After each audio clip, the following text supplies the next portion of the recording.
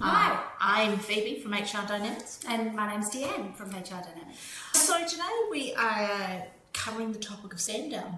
We get lots of questions. We go through phases as to when we have clients asking us questions, and this year has been stand downs. And there's been 2 questions that we've had around stand down. So I thought, what the hell, cover off on both of them on some. Well, you ask the question, then I'll try and give you an answer. Excellent. Okay, so tell me the different scenarios when you manage to have a stand down of a staff member.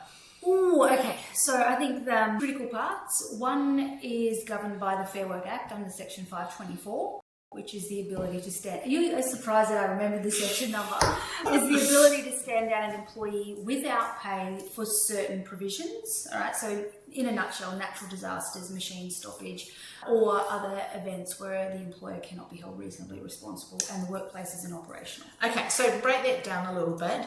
I didn't get to my second one. No, get to your second one in a minute. Your flooding at the moment, that would be natural disaster?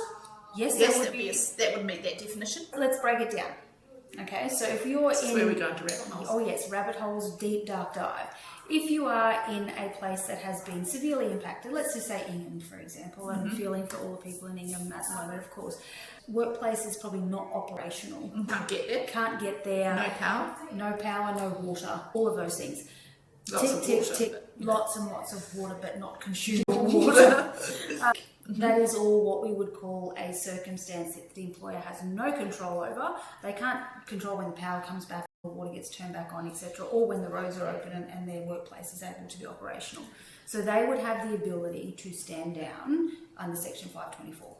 What about if you're talking about north of Ingham, maybe Port Douglas, and they have been impacted not by the flooding, but it's quiet, so they're not as busy at the moment. So whereas they would normally have 4 staff rostered, they only want to have 2 staff rostered because it's quiet, because of the natural disaster that happened in Ingham and people not coming. That is not a stand down. Right. That is a whole other, topic for conversation, but it is not a stand down because the business is operational. The other add-on I think that we get is the business might be operational. So our office here, for example, we have not been impacted by accessibility issues with flood water or rain, but some of our team haven't been able to get to the office. We're very fortunate that we can work from home in our laptops, and that's all of no issue. But if we were a retail shop and we had the products for sale here at the office and our employees could not get to work because their residence was flooded or you were unable to gain access, this opens up a whole big can of debate, and it's not the employee's fault, but it's not the employer's fault. If the workplace is operational and the employee cannot get there because of flooding, natural disaster, or whatever else, the employee is going to have to take leave. Yeah, leave. Yeah, definitely. What about if we have closed down the business because it's flooding, you can't get there, so the staff that would generally come on site, they can't work because of that, but you've got a marketing team or a team that can work remotely because they've got laptops. So you could potentially have half the business that can work and half the business that can't. Yeah, you could. That's okay. Yeah, provided that the core function of why those people are working from home is that the business is not accessible or operational. And my next question in that scenario is, what if I do computer work, but I never work from home normally? It's a turn up to workplace scenario. Because of flooding, I'm forced to be at home, and I've said, can I work from home? But the employer says, we have a no work from home policy. Are they able to say that? Well, in a nutshell, probably yes, they could, but the business has then also got to go, okay, we're not either going to get any traction or we're not going to get any work done. Is this an opportunity for us to actually continue to be able to work, even though our premises are not operational? So if the employer had a very hard and fast rule, they may be cutting off their nose to spite their face and not get any work done. So it may be a temporary modification because of the natural disaster that they're But they don't have to. That's going to be at their discretion as to whether they do that. Yeah. Excellent. Great. And so if it's a stand down, it's without pay, can they access their personal leave, annual leave, long service leave? Okay. Yes, without pay. The legislation is worded to say that the employees will be afforded the opportunity or the option to take their annual leave. Mm-hmm. It's not personal leave, right? It's annual leave, toil, or long service leave.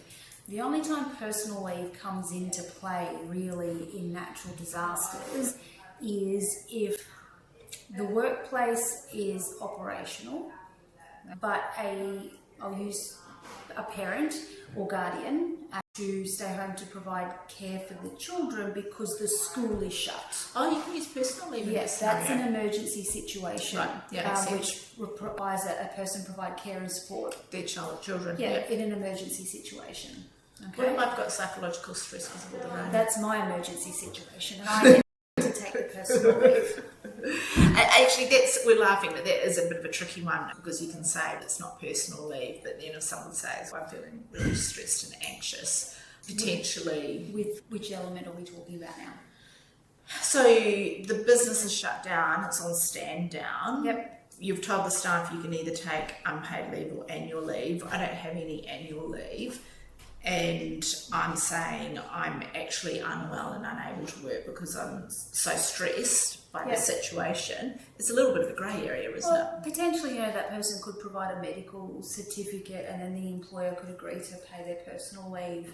Look, it is a really grey area and there's so many variables because you also have to think about the capacity and the financial ability of the organisation to be continuing to make these payments. Yes, I know that's a very... And we saw this over COVID, didn't we? We saw, revenue streams being, significantly impacted and the business has to have the revenue to pay the expenses and the employees being one of those. Look, I know that's going to open up a whole big please no hate comments in the thread or anything like that because I know that there's always 3-4 different versions of events that could happen. But it's a two-sided consideration. Yeah. But from a technical perspective, it should be unpaid leave, long service, annual leave. If someone's wanting personal leave, then I'd be saying you need to provide a medical certificate probably as a clean way of doing it. Yeah, it's not unless I've got kids to unless they can demonstrate there's an emergency situation. It could very well be that you have an elderly mum. If she was in a home, for example, and that home had been evacuated, that would be a these personal are leave all scenario. Emergency situations that would allow people to access their personal leave. Yeah. Can the employer refuse to pay annual leave because they say they don't have the revenue? It's a tricky one, isn't it? It is. Look, I'm going to say no. Because it's an entitlement. If the employee has the entitlement accrued, then the employer technically the employer should have that money sitting in their bank account. Yeah. But along with the GST and PAYG and everything put aside else that special bank account. Yeah, that goes into it. Look, and I think some parts of it could be conversation with your employees to say, look, a reality check about the revenue stream being completely obliterated for the period in time. Can we come to some form of agreement? Could go a long way, but essentially no. And tricky. With employees at the moment, the pressures that they're facing, and I'm not saying employers aren't facing them as well, but you've got the cost of being able to rent properties, pay mortgages, etc. The pressure to have income coming in each week, in my observation, has been heightened. It's almost like people have exhausted their surplus cash or their savings that they've had because they've had to dip into it to pay. Look, I had a scenario yesterday. We had someone and she didn't have leave and it was unpaid leave and she's just got taken out a mortgage and she was pretty distressed and pretty nervous about it. Even for those couple of days as to how it would work, they were feeling pretty vulnerable in that situation, so it's being sensitive. Communication is key. Yeah, so my big takeaway with that is it has to be a natural disaster with the big primary impact. It can't be, we're just closing the business and put them on stand down. I've seen some employers try to do that. Communicating with your staff, obviously, letting them know what's happening, giving them the options for leave, unpaid leave, toil, etc. And if you can do the work from home, it's always a good solution as well. There are some employers who do choose to pay through these situations. If you do that, you may want to limit it, so just don't have it ongoing. Because sometimes we think, it's only going to be for a day or two because the rain's meant to clear up, but then you may not have power in the business, or there may not be road access, so then it becomes really unclear as to whether or not they're going to continue or an expectation. Yeah, so you might say, look, I'm happy to do 2 days, and then we'll reevaluate the situation at that time. So don't dig a hole for yourself. Absolutely. So that's the first type of stand down. Can I add in my disclaimer? Always good with disclaimers. People in building construction, electrical awards, probably. Maybe I'd check plumbing, I'd check a couple of those other trade awards. I know building construction and I know the electrical award have an inclement weather provision in the award. Oh, where you have to pay them. Where you have to make certain payments. So under building construction, you're making payment of 32 hours in each 4-week period for inclement weather. Under the electrical award, you're making payment for all ordinary time lost in inclement weather. The sticking point comes is, when does inclement weather turn into an electoral disaster that would warrant the stand down? I'll bring those questions through to Dan. No, ring Phoebe. So the second scenario stand down, we want to talk about a very different scenario, and that is a performance management scenario. Yeah, all right. So either a performance management scenario or something which potentially could be allegations of theft, assault, fraud, harassment, bullying, all of those things. What would happen if I had an employee who had a hissy fit at work and was yelling and screaming and quite heightened and quite upset, and I want them to send them home for the rest of the day? Yep. So basically stand down, paid or unpaid. My first initial reaction is to say that it is paid by the employer. If you've got somebody who's demonstrating that they're not fit to be at work, we could be getting into do they need a medical assessment, or is it a performance issue? Yep. Right? So if it's a performance issue, because the person may have lost their bananas because they were asked to do a task that they didn't want to do, and it was just, stuff, I'm not doing that, just like I did before, you asked me to do all those other things. Stand it down. I just said suck it up and do it. That is paid. You need to pay that because you are removing the employee from the workplace. That is your obligation to make payment.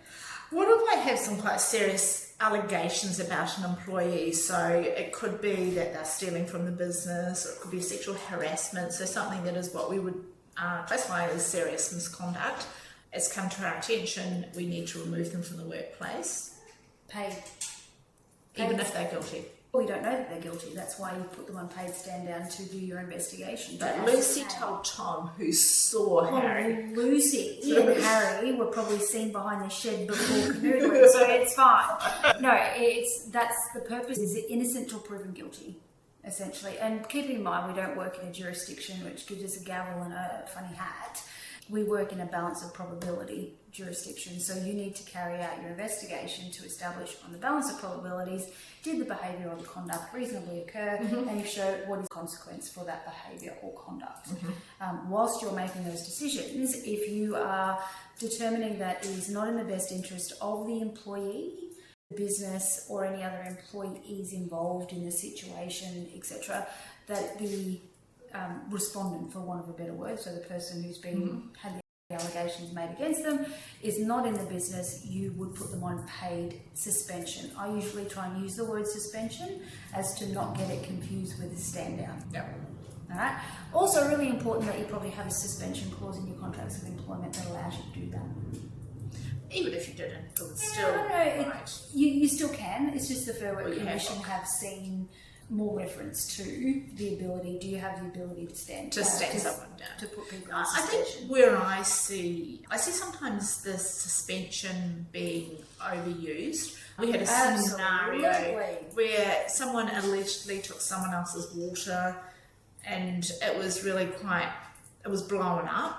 But there wasn't, and no one was at risk, and it wasn't really true theft in the scenario. And they were just wanting to put this person on suspension, but the manager wasn't going to be back for 2 weeks, so they're like, "Well, we'll just suspend them for 2 weeks' pay." Yeah, I don't think that's good. I don't think that's good practice for the business. I don't think it's a good practice for the individual. No, and potentially it is also going to lead you down a path of your psychosocial damage to that individual. Because let's face facts, you put somebody on a suspension, it's hard for them to come back into the workplace. It really is. So suspension should only ever be used as a last resort or from a health and safety perspective, or where there's serious and imminent risk. If you're talking allegations of theft, then we've got to protect the business and also the employee for further allegations of theft, etc. as well. So, but for general performance issues or anything that is essentially not theft, assault, fraud, sexual harassment, potentially bullying, harassment, I'll put that in there as loosely, I wouldn't be looking at a stand down. If you implement a stand down, it could be considered harsh or unjust. Therefore, you're opening yourself up to work cover claims, also unfair dismissal claims, etc. And just your risk being heightened. Yeah, that's what you get that work cover claim. In my observation, sometimes that suspension is overused because people just want to avoid the conflict. Yeah, exactly. Yeah. Don't forget, as an employer, you've got equal responsibility to a complainant and the respondent. The complainant usually gets the best treatment because, okay, yep, they've made a complaint, we need to look after them, etc. But you need to treat the respondents exactly the same, because we still work in that innocent till proven guilty type scenario where that person, the allegations have been made. Doesn't mean that they're true until we've actually undertaken reasonable investigation. If we automatically think that they're true at the time we say, here are the allegations, we're standing you down, it could also be considered a presumption of guilt. Don't ever hesitate to pick up the phone and ask some questions, particularly around that stand down when there's a performance issue, I think. But also natural disaster. Often if you're in the middle of a natural disaster, you're feeling quite emotive yourself, you're not necessarily handling employee responses very well, you've got a lot of things happening, and just getting a bit of help in those scenarios can be very helpful and save you some pain down the road. Absolutely. Thank you so much. I hope that was helpful for you, and tune in next time. What are we going to talk about next time? How to make margaritas. Oh, sounds good. Yeah. Though I am a bit of a Negroni girl myself. We can debate whether or not which one. I might get stood down in the meantime, so see you later. Okay, thanks so much. Bye-bye.